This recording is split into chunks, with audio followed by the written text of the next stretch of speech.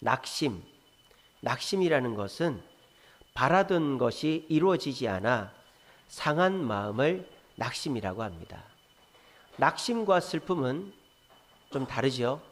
슬픔이라는 것은 마음이 원래부터 처음부터 좋지 않고 하는 것이죠. 그래서 기대감이 없는 상태에서 슬픈 마음 드는 것이 슬픔이고, 낙심은 기대감이 한껏 있다가 그 기대가 이루어지지 않아서 마음이 상하는 것을 낙심이다 그러는 거예요.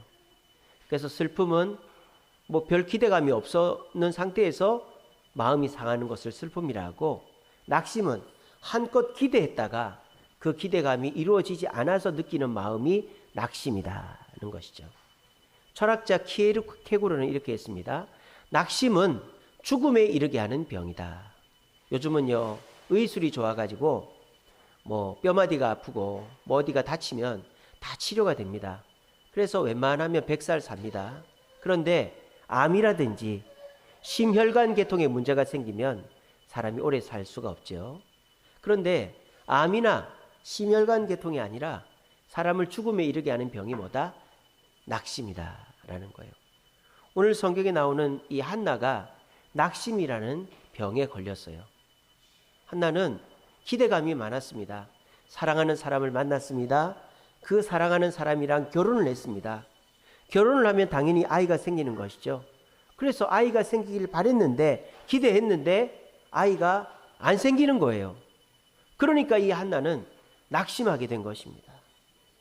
불임의 충격이 얼마나 클까?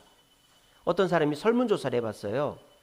불임의 충격이 큽니까? 이혼의 충격이 큽니까? 물어봤더니 이혼해서 내가 이혼의 충격이 클 것 같다라고 말하는 사람은 응답자의 47%. 근데 결혼을 했지만 아이가 생기지 않아서, 아이를 바랬는데 아이가 생기지 않아서 느끼는 충격이 더 크다라고 말한 사람이 63%였대요. 그러니까 결혼한 부부가 이혼보다도 더 충격스럽게 생각하는 게 바로 아이가 없는 것이다. 제가 우리 목사님들 이렇게 봄에 수련회를 갔습니다. 우리 남부시찰 목사님들 한 15교회 되는데 한 10가정 정도가 수련회를 갔어요. 그렇게 해서 이 강화도로 갔는데, 이제 여기저기 둘러보면서 하다 보니까 누가 누구의 짝인지가 다 보이더라고요. 목사님 사모님이. 근데 이제 그 아이들을 데리고 온 분도 계시고 아이들을 데리고 오지 않은 분들도 계시더라고요.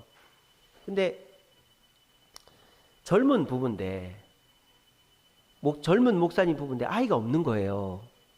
그래서 저는 애를 집에다 또는 뭐 어디다 맡겨놓고 왔겠거니 그렇게 생각을 했어요. 그리고 이제 강화도 여행을 다 하고 마지막에 이제 숙소에 들어가면서 제가 그걸 안 물어봤어야 됐는데, 그 목사님한테 목사님 애들은 어디 있습니까? 그랬어요. 그랬더니 목사님이 표정이 좀 당황을 하면서 그 사모님 눈치를 보는 거예요. 그러면서 예, 저희는 아기가 없습니다 그러는 거예요.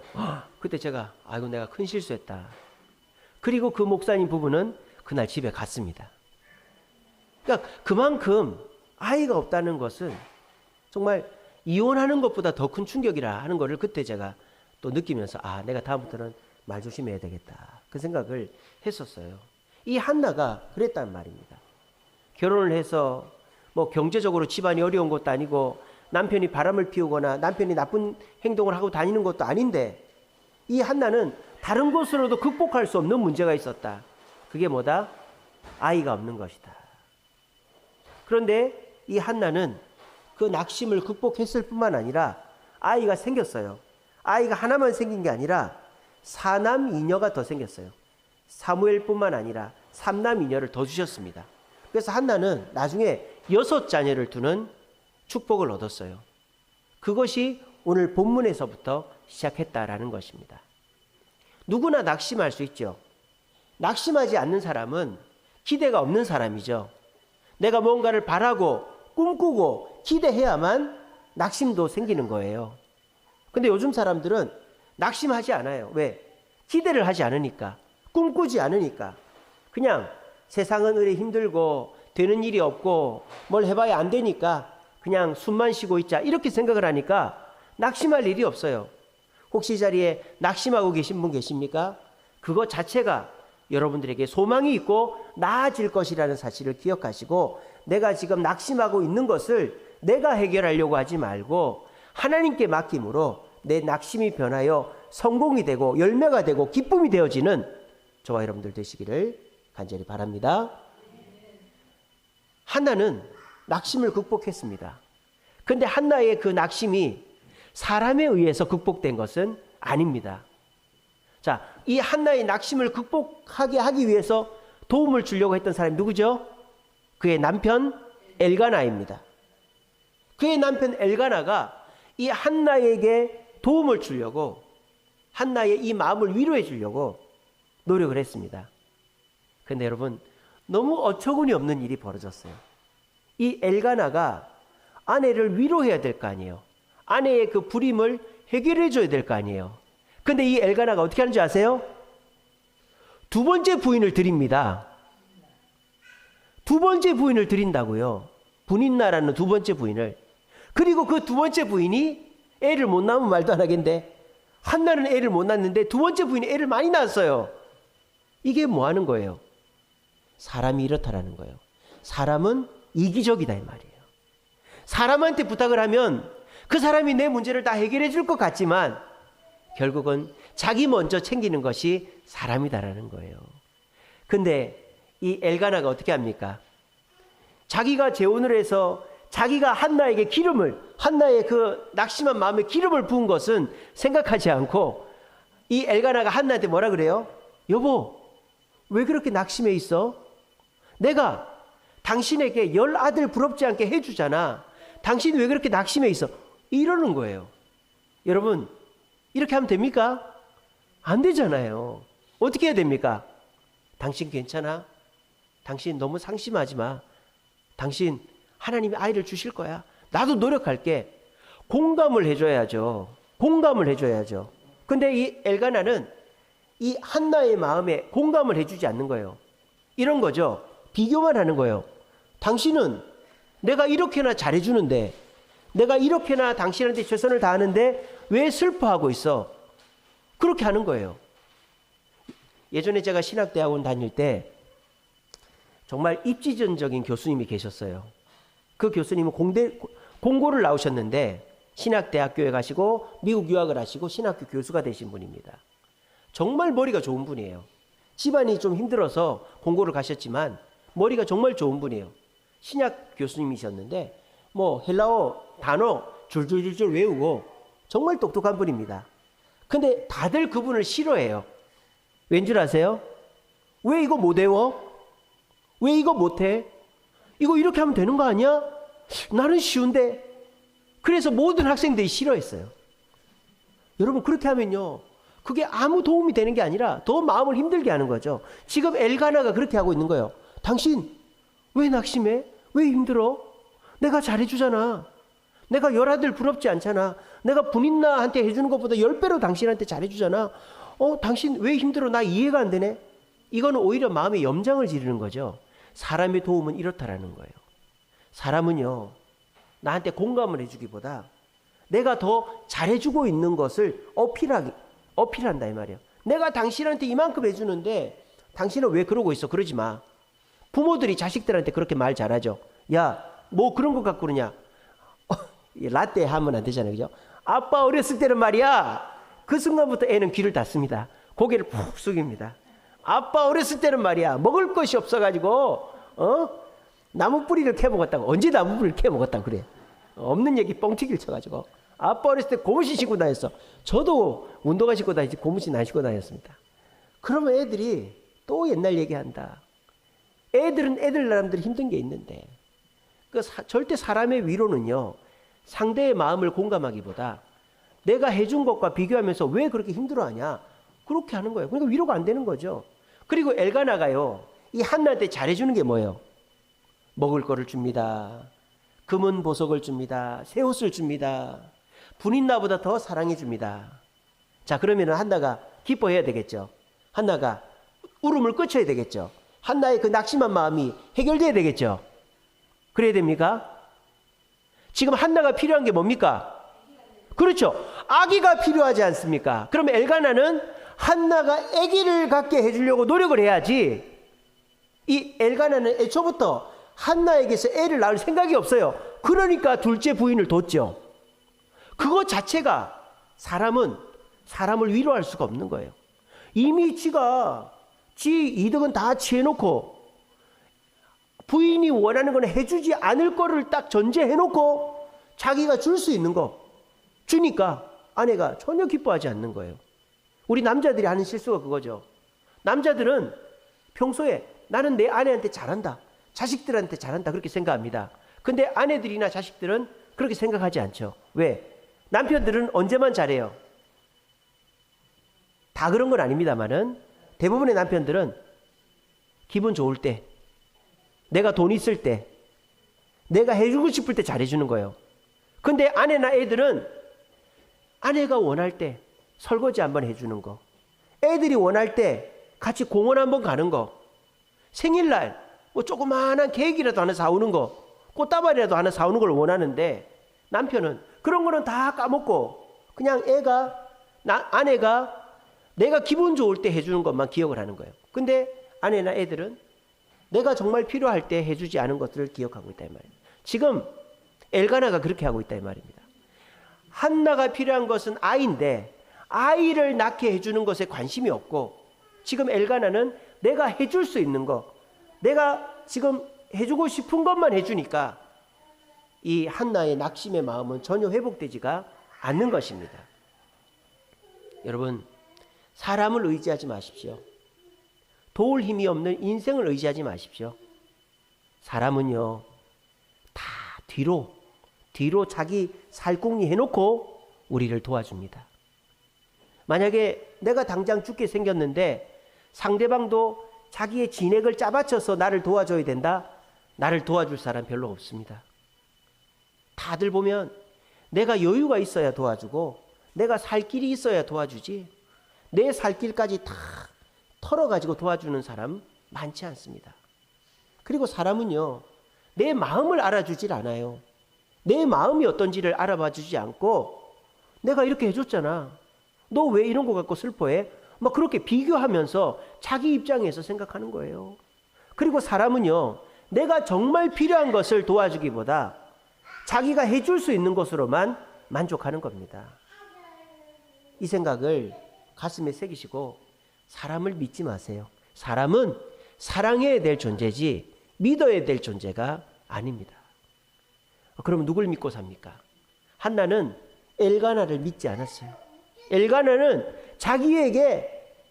자기가 한나에게 해줄 수 있는 것만 해줬고 자기가 해서 기쁜 것만 해줬더니 한나는 전혀 위로가 되지 않았던 거예요.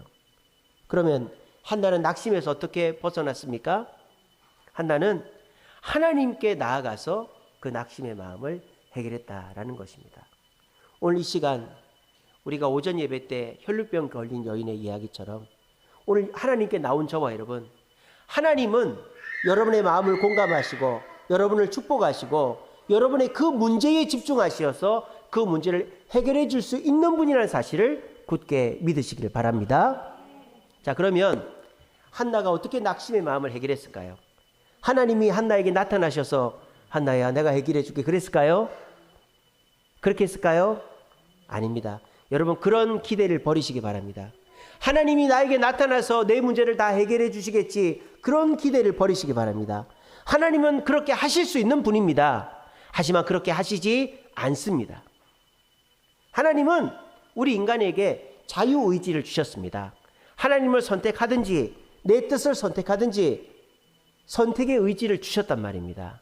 그러니까 저와 여러분들이 하나님의 뜻을 선택해서 하나님께 복을 받든지 아니면 내 뜻대로 살아서 하나님의 복을 못 받든지 그것은 내 탓이지 하나님 탓이 아닌 것입니다. 그러므로 감나무에서 감 떨어지기를 기다리는 것처럼 하나님께서 나에게 은혜를 주시겠지 어떻게 하면서 기다리는 자는 절대 은혜를 받을 수가 없습니다. 오늘 한나는 어떻게 합니까? 9절 말씀에 보니까 그렇게 되어 있습니다. 그들이 실로에서 먹고 마신 후에 한나가 일어나니 라고 되어 있습니다. 한나가 일어났다고 그랬어요. 한나는 어디서 일어났을까요? 사람들이 모여있는 자리에서 일어나 하나님께로 갔습니다. 먹고 즐기는 자리에서 일어나 하나님께로 갔습니다. 우리도 그렇게 해야 됩니다. 사람들이 있는 자리에서 내 문제를 해결하려고 하지 마시고 일어나서 하나님이 계신 교회로 오시기 바랍니다. 먹고 즐기는 자리, 내 필요를 채우는 자리에서 일어나서 하나님이 원하시는 자리로 오시기 바랍니다. 그때서부터 하나님이 여러분의 낙심의 마음을 해결해 주시고 여러분의 삶의 문제를 해결해 주실 줄로 믿으시기를 바랍니다. 그리고 한나가 일어나서 어떻게 합니까? 10절 말씀입니다.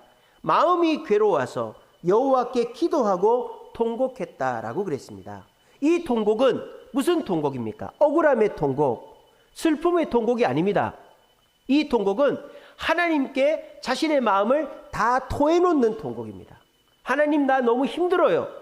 나 너무 억울해요. 너무 답답해요. 더 이상 제게는 방법이 없어요. 하나님께 토해놓는 울음인 것입니다. 요즘 사람들은 울음이 메말라 가고 있습니다. 누군가한테 내 진심을 토해놓지를 못하고 있습니다. 여러분, 하나님께는 그래도 됩니다. 하나님께 나와서 눈물을 흘리시고 속에 있는 얘기를 다 토해놓으면 내가 부끄러워지고 내가 남들이 내 얘기를 다 알고 그러지 않습니다. 오히려 더 마음이 후련하고 시원해지는 것입니다. 사람이 혈관이 막히면, 조금이라도 모세혈관이라도 막히면 사람의 생명이, 뇌의 혈관이 막히면 중풍이 오는 거예요. 저와 여러분들이 하나님과의 소통이 막혀버리니까 우리가 하나님의 은혜를 받지 못하고 우리의 신앙생활이 답답해지고 마비가 오는 것입니다. 여러분, 하나님께 토해놓으시기 바랍니다. 통곡하시기 바랍니다. 그러면 그 순간 하나님과 우리 사이의 관계가 다시 뚫리고 하나님이 우리와 교통하기 시작하게 될 것입니다. 그리고 난 다음에 한나가 어떻게 합니까? 11절에 보십시오. 하나님께 서원을 하죠. 약속을 합니다. 만군의 여호와여, 만일 주의 여종의 고통을 돌보시고 나를 기억하사 주의 여종을 잊지 아니하시고 아들을 주시면 평생 그를 삭도를 대지 않는 나실인으로 드리겠습니다 라고 약속을 했습니다. 언뜻 보면 하나님과 거래하는 것처럼 보입니다. 여러분, 이건 거래가 아닙니다. 항복입니다. 항복. 지금까지 한나는 아들을 얻어서 분인나한테도 자랑하고 싶고 아들을 가진 사람의 위세를 누리고 싶었어요. 그러니까 아들이 있어야만 집에서 아들 없는 서러움을 이겨내죠. 근데 지금 한나는 아들을 낳아도 어떻게 하겠다는 얘기입니까? 집에 데리고 있겠다는 얘기입니까? 하나님께 드리겠다는 얘기죠. 이건 뭔 말입니까? 아들을 얻어서 내가 원하는 소원을 포기하겠다 이 말입니다. 하나님께 항복하겠다 이 말입니다. 그랬더니 하나님이 어떻게 하십니까? 그 항복을 받으시고 아들을 주셨을 뿐만 아니라 사무엘은 하나님께 드렸지만 삼남 이녀를 더 주신 거예요. 이게 하나님의 역사다라는 것입니다.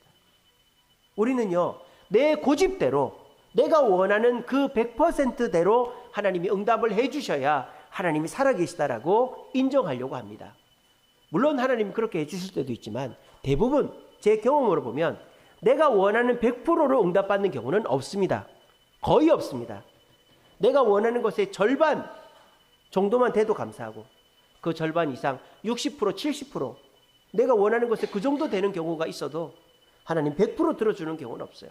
근데 사람들은 하나님이 내가 기도한 대로 100% 들어주지 않으면 하나님은 없다라고 생각하니까 하나님의 응답을 경험하지 못하고 하나님을 체험할 수가 없는 것입니다. 지금 한나는 아들을 얻어야 되겠다는 마음이 있었어요. 그리고 그 아들을 통하여 내가 위로를 받고 사람들 앞에 좀 위세를 누리겠다라는 마음이 있었어요. 그 두 가지 마음이. 근데 한나가 지금 하나의 마음을 포기를 한 거예요. 아들은 얻지만 내가 그 아들로부터 받을 수 있는 그런 위세, 그런 자랑은 포기를 해버린 거예요. 항복을 했다 이 말이에요. 그랬더니 하나님이 아들도 주셨고 그 아들을 진짜 약속대로 그 성막에 하나님께 드렸더니 삼남 이녀를 더 주셨다는 겁니다. 이것이 우리의 낙심을 해결할 뿐만 아니라 우리의 문제를 해결하는 방법이다라는 것입니다.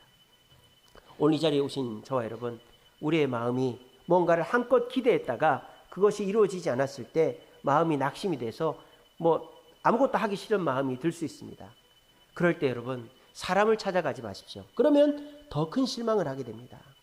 내가 실컷 부탁해서 도와주겠다고 한 사람이 나중에 보니까 자기 살궁리를 먼저 해놨더라. 나를 도와주겠다고 해놓고 돈을 딴 데 쓰고 있더라. 나를 도와주겠다고 해놓고 딴 사람 만나고 있더라. 그런 거 보면요, 사람이 더 실망하는 거예요. 근데 그 사람이 와가지고 하는 말이라고는 내가 이만큼 도와줬잖아. 내가 도와줬는데 너 왜 그런 거 갖고 서운해하니? 그렇게 마음을 알아주지 않고 내가 도와준다 그랬는데 다른 사람 먼저 도와줘서 미안해. 내일 먼저 처신해서 미안해. 이렇게 해야지. 내가 너 다른 사람 못지않게 도와줬잖아. 너 그런 걸 갖고 왜 서운해해? 그렇게 하는 거예요, 사람들은. 그리고 사람들은 어떻게 합니까? 내가 원하는 걸 들어주지 않고 내가 이거는 못 해주겠고 내가 밥 한 끼 사줄게. 내가 다른 거 해줄게. 이거는 들어줄게. 그거는 나한테 필요한 게 아니에요. 나도 할 수 있어요. 근데 사람들은 그렇게 한단 말입니다. 여러분, 애초에 사람을 의지하지 마세요. 애초에. 사람은 결국 그렇게 하게 되어 있습니다. 나 먼저 생각하게 되어 있고 자기 입장에서 나를 도와주어서 내가 이만큼 도와줬잖아. 이렇게 하고요. 또 자기가 내가 필요한 것보다 자기가 해줄 수 있는 것만 해줍니다. 그게 사람입니다. 여러분, 낙심의 마음을 물리치고 내가 진정한 도움을 받으려면 하나님께 나와야 돼요. 일어나십시오. 일어나십시오. 사람이 있는 자리에서 먹고 즐기는 그 자리에서 일어나 하나님께로 나오십시오. 주일 예배를 나오시고 새벽기도, 수요기도, 금요기도를 나오셔서 하나님께 기도하십시오. 그리고 하나님께 울부짖으십시오. 그냥 점잔 빼고 하나님 저 다 괜찮은데 이거 하나 어떻게 되면 안 될까요? 안 돼도 어쩔 수 없고요. 이런 식으로 점잔 빼며 기도하지 마세요. 하나님, 나 이거 안 되면 죽습니다. 하나님 살아계시지 않습니까? 하나님, 저 이거 해결되면 하나님이 저와 함께 하신 줄로 믿겠습니다. 하나님과 막혔던 그 혈관을 뚫으십시오. 눈물로 호소하십시오. 그리고 하나님께 약속하십시오. 항복하십시오. 하나님 이 문제를 해결해 주시면 제가 이게 100% 해결 안 돼도 주님 살아계심을 인정하겠습니다. 그리고 주님 앞에 약속 지키고 주님 기뻐하시는 사람 되겠습니다. 그렇게 약속하십시오. 저는 그렇게 하시면요, 여러분들의 문제가 지금 낙심하고 있고 해결 안 되는 문제가 반드시 해결될 줄로 저는 믿습니다. 미국에 가면 우리나라에는 롯데백화점, 신세계백화점, 현대백화점, 이게 3대 백화점이죠. 미국에도 3대 백화점이 있어요. 메시, 페니, 콜스, 이 세 개가 미국의 3대 백화점이래요. 제가 메시 백화점은 그 샌프란시스코 갔을 때 가봤는데 다른 데는 못 가봤어요. 메시, 페니, 콜스, 이 세 개가 미국 3대 백화점이래요. 근데 페니 백화점을 만든 사람이 PC 페니라는 사람이 있답니다. JC 페니라는 사람이 있는데 이 사람은 원래 목사님 아들이었대요. 근데 이제 이 사람이 젊어서 사업을 해가지고 사업이 잘 돼가지고 이제 백화점을 만들었어요. 근데 갑자기 어려움이 생겨가지고 사업이 잘 안 되는 거예요. 그래서 윗돌 빼서 아랫돌 메꾸고 이런 식으로 자꾸 돌려막기 하다 보니까 이제 사업이 망하기 직전에 온 거예요. 그 사람이 그 스트레스를 받아가지고 몸에 병이 온 거예요. 그래가지고 이 사람이 병원에 입원을 했습니다. 병원에 입원을 해가지고 잘 되던 사업이 안 되니까 낙심을 해가지고 나는 이제 망했다. 내가 사람들 얼굴을 어떻게 보나, 우리 직원들 어떻게 하나, 막 낙심이 돼가지고 이 사람이 더 이상 힘을 못 차리는 거예요. 아무리 이 사람한테 부탁하고 이 사람한테 돈을 꿔려고 해도 아무도 도와주지 않고 이제는 나는 망했구나, 그렇게 생각을 하고 있었어요. 근데 이 사람이 그 격리병원에 있는데 기도회를 하는 소리가 들리는 거예요. 어디서 찬송 부르면서 기도회 하는 소리가 들리는 거예요. 그래서 이 사람이 목사님 아들 아닙니까? 근데 그동안에 교회를 안 다니다가 이제 그 기도회 하는 데를 갔어요. 그 기도회 하는 데 가니까 이런 찬송이 들리는 거예요. 너 근심 걱정 말아라, 주 너를 지키리. 주 너를 지키리, 늘 지켜주시리. 이 찬송이 들리는 거예요. 근데 사람의 위로나 사람의 격려나 이런 건 하나도 귀에 안 들어오는데 이 찬송이 가슴에 탁 박히는 거예요. 그래서 자기도 모르게 그 기도회 하는 자리에 앉은 거예요. 그리고 자기도 모르게 손을 모은 거예요. 그리고 자기도 모르게 눈물을 흘리면서 기도를 하는 거예요.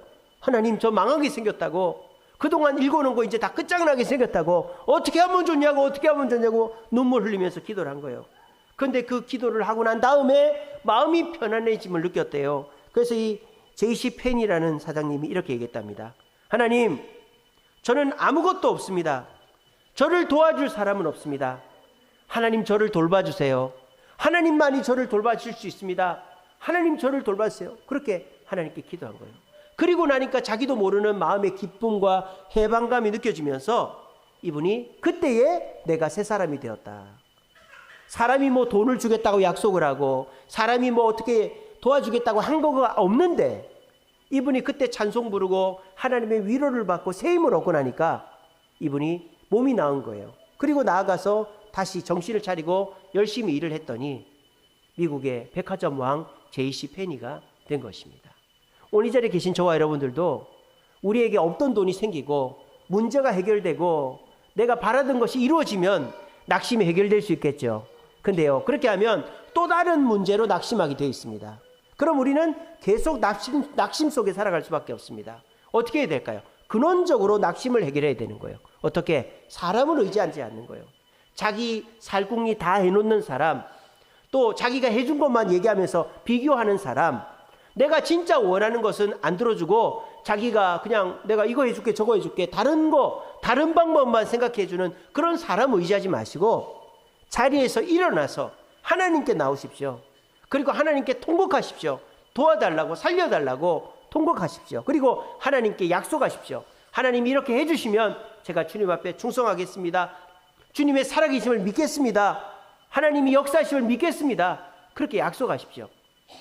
제가 믿는 하나님은 그렇게 하는 사람에게는 반드시 낙심의 마음을 없애주시고 그 사람의 살 길을 열어주실 거라고 저는 믿습니다. 저는 그렇게 살고 있습니다. 정말 저는 의지할 데가 없어요. 하나님밖에 의지할 데가 없습니다. 제가 지난 주일날 설교할 때 그런 얘기했죠.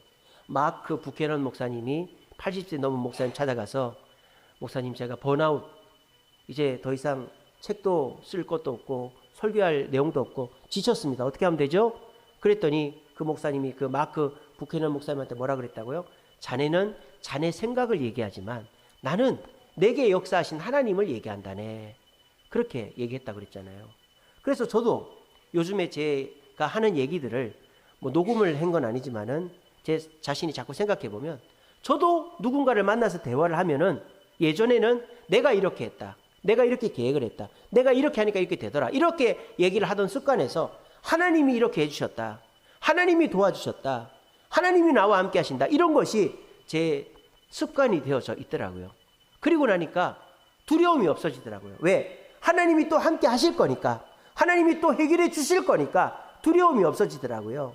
그래서 요즘은 두려울 것들이 있더라도 잠시 두려울 수는 있어도 그 두려움에 사로잡히지 않고 기뻐하면서 하루하루 정말 재밌게 살고 있습니다.